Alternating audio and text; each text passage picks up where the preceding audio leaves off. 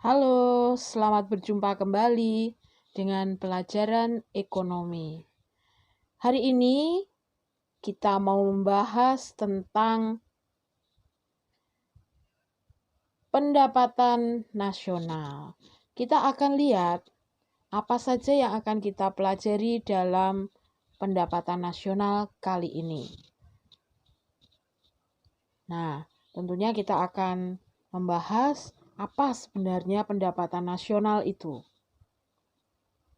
Yang kedua, tujuan dan manfaat perhitungan.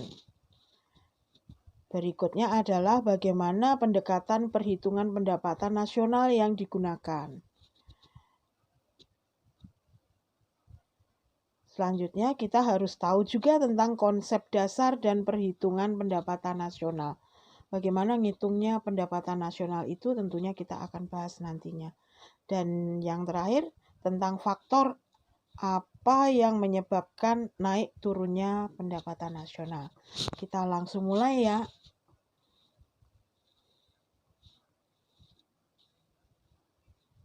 Dasar pengertiannya pendapatan nasional. Pendapatan nasional merupakan salah satu ukuran untuk pertumbuhan ekonomi suatu negara. Kita pasti harus tahu suatu bangsa, suatu negara itu pendapatan nasionalnya tiap tahun itu ada kenaikan atau menurun. Sudahkah memenuhi untuk kebutuhan masyarakat suatu negara itu? Jumlah seluruh pendapatan yang diterima seluruh rumah tangga keluarga atau masyarakat suatu negara dari menyerahkan faktor produksi selama 1 tahun. Itu juga kita bisa sebut dengan pendapatan nasional. Jadi kita bisa katakan pendapatan nasional itu semua atau seluruh pendapatan yang diterima masyarakat suatu negara dalam 1 tahun. Bisa juga kita katakan sebagai barang dan jasa yang dihasilkan oleh masyarakat suatu negara dalam kurun waktu 1 tahun.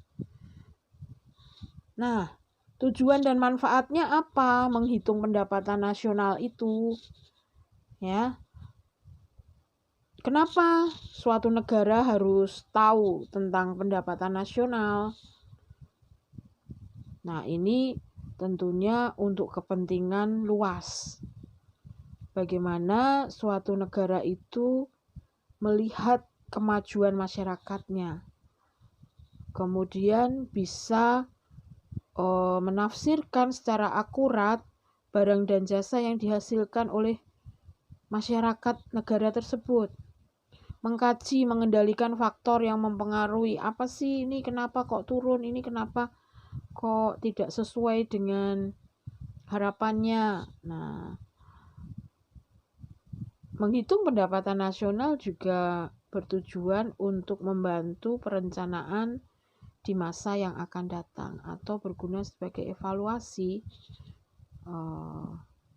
penyelenggaraan suatu negara dalam kurun waktu 1 tahun.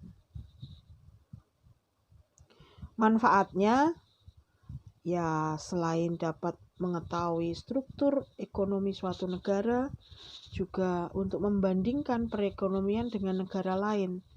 Apakah negara kita itu bisa lebih baik atau bagaimana kita belajar dengan negara lain supaya tujuan mensejahterakan masyarakat itu tercapai.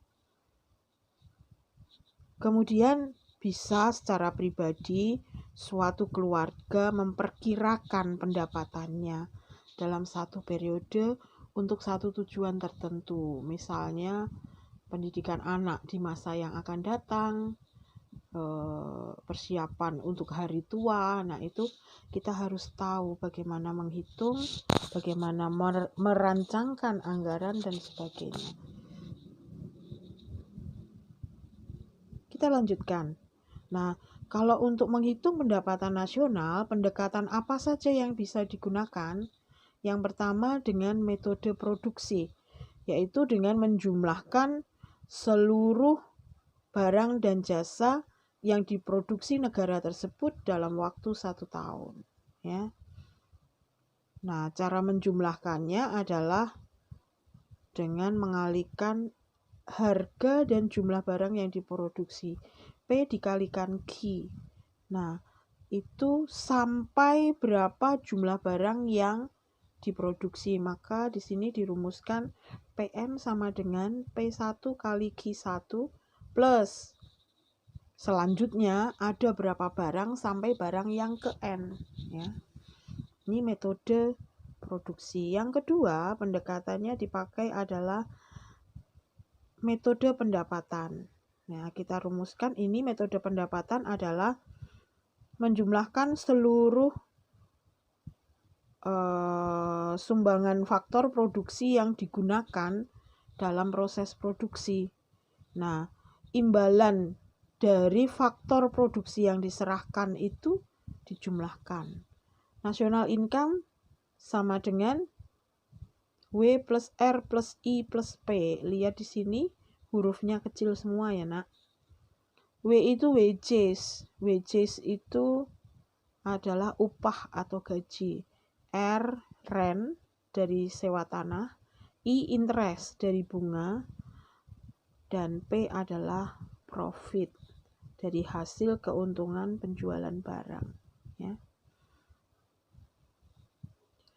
Yang ketiga adalah metode pengeluaran, yaitu dengan cara menjumlahkan semua pengeluaran dari konsumsi masyarakat, pengeluaran untuk investasi, pengeluaran pemerintah, dan hasil dari ekspor dikurangi impor. Ini metode pengeluaran. Nah, kalau di sini diidentifikasi ya, konsumen itu berarti mengeluarkan biaya konsumsi dilambangkan C. Produsen itu ada menanamkan modal, bisa disebut investasi, lambangnya I, dan seterusnya. PN sama dengan C plus G plus I plus G plus X min M. Ya. X min M itu berarti ekspor dikurangi impor. G adalah pengeluaran pemerintah. Ini simbolnya saja ya, untuk anak-anak bisa hafalkan. Kemudian bagaimana menghitung pendapatan nasional itu? Caranya bagaimana? Nah, ini ada konsep dasar perhitungannya. Yang pertama kita harus paham tentang produk domestik bruto. Dari kata domestik berarti ini adalah jumlah barang dan jasa yang dihasilkan seluruh warga masyarakat di dalam negeri. Ya, di dalam negeri itu berarti termasuk warga negara asing yang ada di dalam negeri yang bersangkutan. Di Indonesia misalnya, di sini ada warga negara Indonesia, juga ada WNA, warga negara asing. Nah, semua yang diproduksi oleh WNA maupun WNI yang ada di dalam negeri, jika dijumlahkan itu kita namakan sebagai produk domestik bruto. Bruto adalah jumlah kotor ya. Yang kedua, kita harus juga memahami tentang GNP atau PNB, produk nasional bruto. Nah, di sini bedanya antara domestik dan nasional. Nasional ini berhubungan dengan masalah citizen, kewarganegaraan. Maka jumlah produksi barang dan jasanya yang dihasilkan adalah dari warga negara yang bersangkutan, yang ada di dalam negeri maupun di luar negeri. Jadi, masyarakat Indonesia yang ada di dalam negeri, seluruh produksinya dijumlah, ditambah masyarakat Indonesia yang ada di luar negeri. Penjumlahan ini hasilnya kita namakan sebagai GNP, Gross National Product. Boleh juga menyebutnya produk domestik bruto. Nah, GNP itu bisa dihitung dari Gross Domestic Product ya, GDP atau PDB dikurangi produk neto terhadap luar negeri. Maksudnya di PDB tadi yang diproduksi di dalam negeri itu kan ada WNA. Nah, ini harus kita kurangkan. Ya, karena GNP tadi kan hanya masyarakat negara yang bersangkutan, warga negara yang bersangkutan. Maka yang warga negara asing yang ada dalam jumlah PDB tadi harus dikurangkan. Nah, ini kita sebut sebagai produk neto terhadap luar negeri.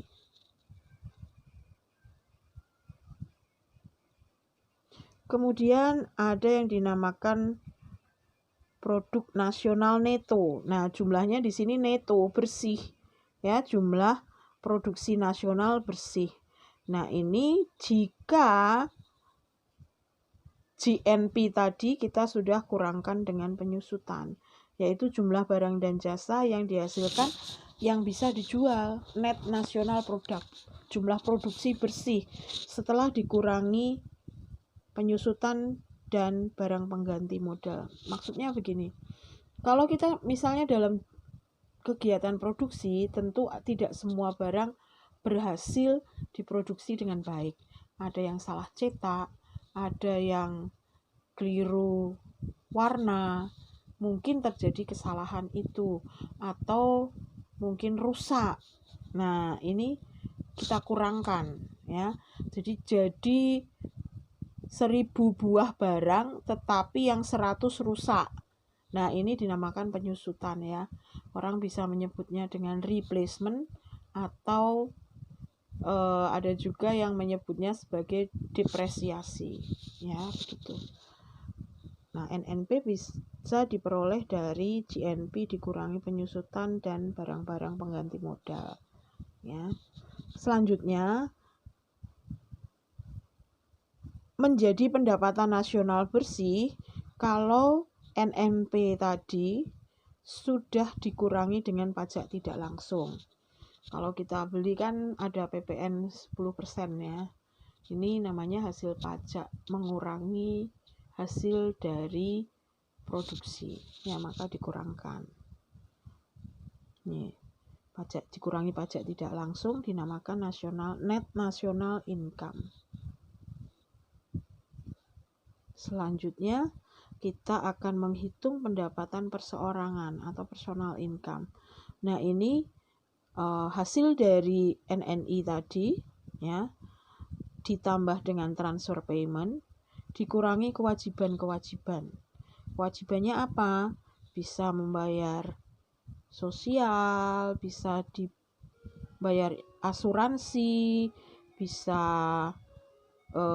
keuntungan atau pendapatan suatu usaha itu ditahan untuk tidak digunakan, mungkin sebagai cadangan begitu, dan ditambah pajak perseorangan. Semuanya ini dijumlah kemudian dikurangkan ya. Transfer payment adalah pembayaran pindahan ya, seperti pensiunan. Nah, kalau di pendekatan pendapatan tadi nggak ada pensiunan, kan W plus R plus I plus P, adanya itu ya, orang yang menyerahkan tenaga dapat wages. Kalau orang punya lahan disewakan namanya rent. Kalau orang punya modal ditanamkan menghasilkan interest, bunga. Kalau orang melakukan usaha dapatnya profit. Nah, kategorinya hanya 4 itu. Nah, pensiunan itu tidak bekerja tetapi dibayar. Nah, jenis ini dinamakan transfer payment ya. Maka ditambahkan. Selanjutnya kita akan menghitung disposable income. Disposable income ini adalah pendapatan yang siap dikonsumsi. Jadi sudah dikurangi kewajiban, sudah dikurangi pajak-pajak ya. Jadi sisanya adalah yang bisa dikonsumsi langsung oleh masyarakat. Ini dinamakan disposable income. Itu dari personal income tadi dikurangi pajak langsung, PPh ya. Jadi setelah dikurangi itu dinamakan orang bisa disposable income itu orang bisa membelanjakan, bisa dipakai untuk membayar hutang, itu di sini ya, di disposable income. Bisa untuk pendidikan, bisa untuk beli rumah dan sebagainya, itu ada di disposable income. Nah, ini konsepnya pendapatan nasional. Kita akan lanjutkan tentang pendapatan yang dibawa pulang atau take home pay. Take home pay itu adalah pendapatan yang untuk membayar bermacam-macam kebutuhan.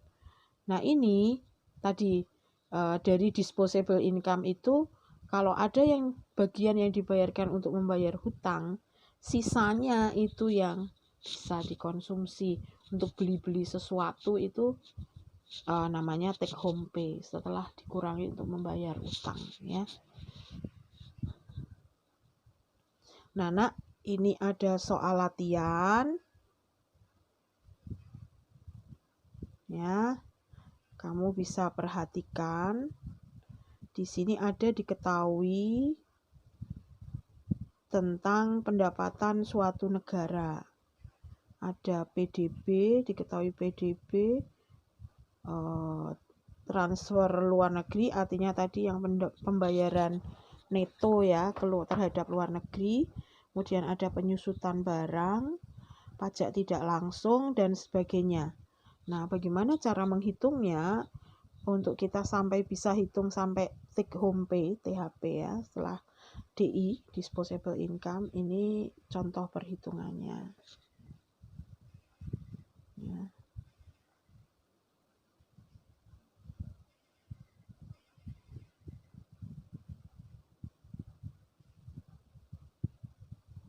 Nah, ini. Kalian bisa lihat dengan jelas tidak ada yang susah karena di sini hanya menjumlahkan dan mengurangi. Semuanya dikurangkan kecuali transfer payment. Transfer payment ditambahkan. Jadi tadi diketahui PDB, kemudian dikurangi pembayaran neto terhadap luar negeri, atau di sini diketahui transfer ke luar negeri. Hasilnya namanya GNP atau PNB. Setelah itu dikurangi penyusutan. Hasilnya dinamakan NNP, Net National Product atau Produk Nasional Neto. Berikutnya lagi dikurangi dengan pajak tidak langsung. Nah, kalian perhatikan urutannya ya, Nak. Nih, hasil itu namanya net national income atau pendapatan nasional bersih ya, setelah dikurangi pajak tidak langsung. Nah, masih lagi jika ada tadi laba ditahan, pajak perseroan, jaminan sosial, dan mungkin asuransi, itu kalian jumlahkan dulu baru dikurangi. Nah, setelah dikurangi ditambahkan dengan transfer payment. Hasilnya dinamakan personal income. Personal income dikurangi dengan pajak langsung, PPh tadi, dinamakan disposable income.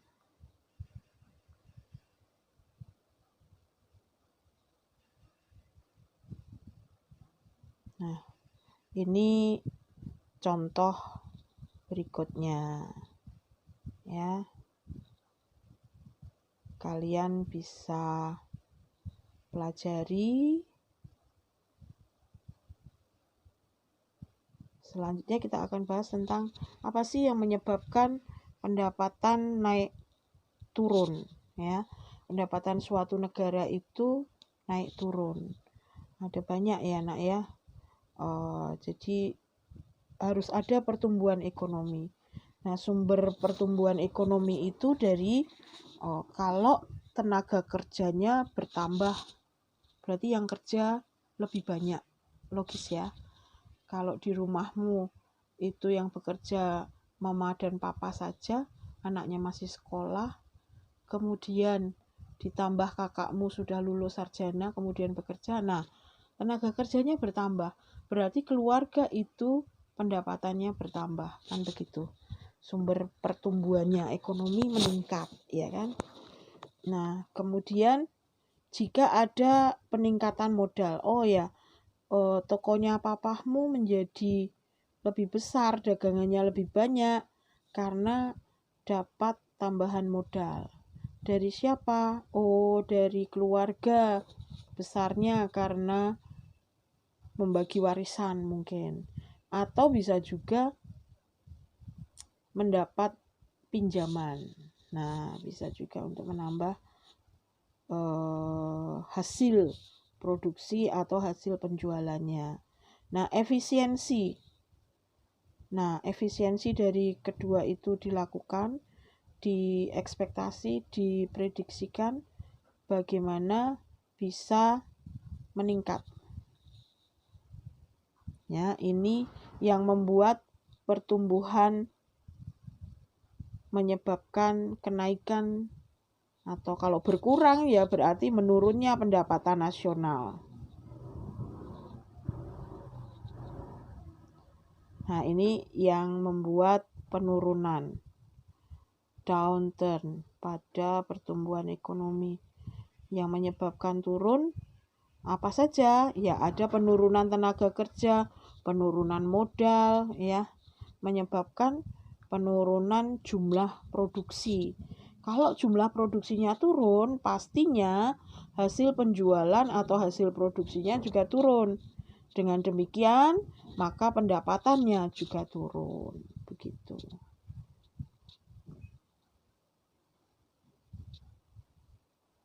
Nah, menurut para ahli tadi sudah dibahas ya, ada peningkatan tenaga kerja. Kalau pendapatan nasional bisa naik kalau ada peningkatan tenaga kerja, tidak hanya jumlah, bisa juga kualitas dari tenaga kerjanya. Kemudian ada peningkatan modal dan ada efisiensi.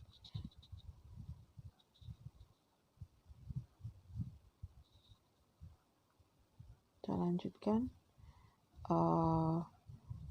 Ada contoh-contohnya juga. Ini kita bahas tentang penurunannya. Tadi sudah di depan sudah dibahas, kita lanjutkan saja. Nah, ini contoh suatu negara, gambar pertumbuhan ekonominya. Nah, ini cepat, banyak industri perbankan yang berkembang. Ini usaha kuliner berkembang.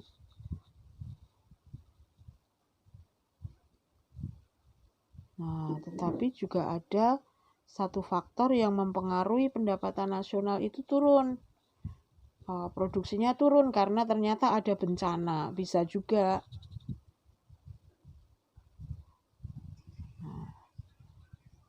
Nah, terus coba berikut ini kalian pikirkan apa yang ada di pikiran kalian.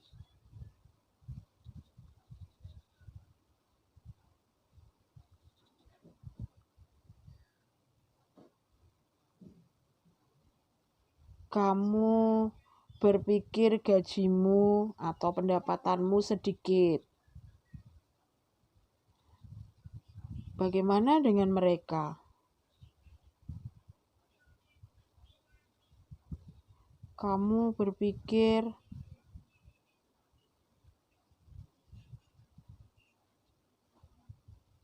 belajar susah.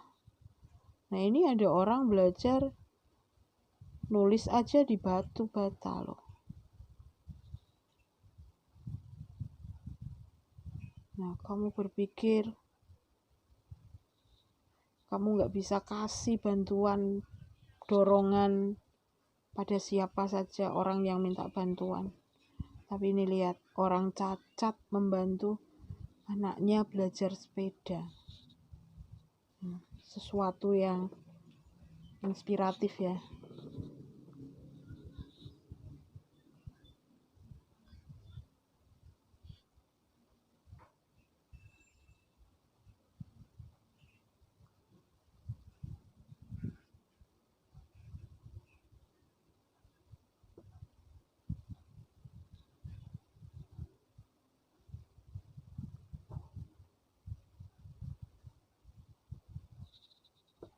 Selanjutnya, oh ini sudah ya nak, maaf,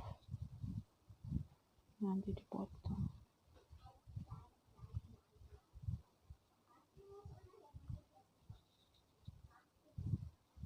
Nah, kamu berpikir susah hidup bagaimana nih? Ada banyak hambatan. Nih lihat, orang berjuang dalam kesusahan, dia usahanya di luar dugaan kita, dia bisa menarik barang segitu banyak hanya dengan sepeda. Kita berpikir atau kita komplain tentang transportasi, terus bagaimana mereka yang harus bekerja melalui jembatan yang seperti itu? Sangat tidak safe ya. Nah, jika kamu merasa tidak adil, ya ini si nenek ini masih berjuang untuk hidup, dia tidak mengeluh. Nah, belajar kamu asik dengan gadget, dengan laptop, dengan teknologi yang tinggi. Mereka belajar dengan menulis di tanah. Masih ada loh yang demikian. Nah, ini anak yang dalam teknologi maju, negara maju, harus diet ya. Tapi ironisnya ada juga anak-anak yang justru kekurangan gizi, kekurangan makan. Nah, kamu mendapatkan orang tua kasih sayang. Nih kondisinya. Suatu negara itu tidak semuanya sejahtera ya. Beruntung, bersyukur kita hidup di Indonesia ini. Nah, ini kalau kamu mainan games, kadang ini di masa pandemi ini menjadi bosan ya, terlalu sering main.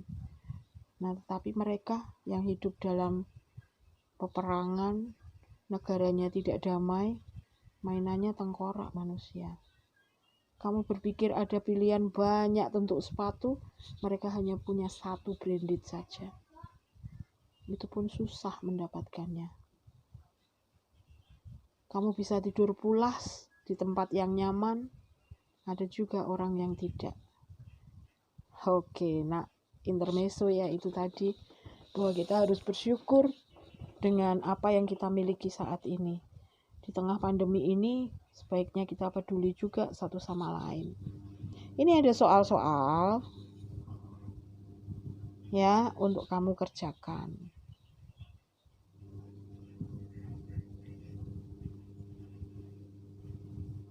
Ada juga contoh penyelesaiannya. Kamu bisa pahami dan pelajari dari apa yang sudah Ibu jelaskan di depan tadi. Ini ada contoh lagi ya. Untuk materi ini kita sampai di sini. Besok kita akan lanjutkan. Kemudian diharapkan kalian bisa mempelajari semuanya dengan baik. Jika ada pertanyaan, bisa langsung dengan Ibu melalui WA grup juga bisa ya. Sampai di sini, sampai jumpa lagi.